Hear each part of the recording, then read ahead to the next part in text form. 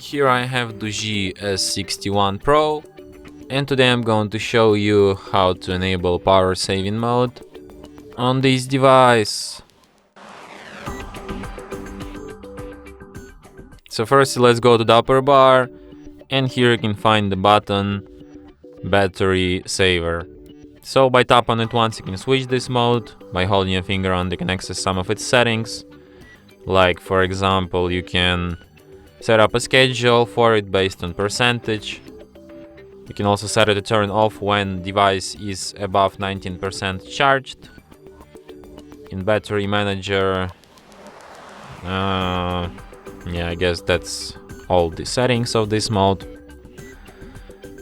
So yeah, and that's it. Thanks for watching. If you find this tutorial useful, don't forget to hit that like button and subscribe to our channel.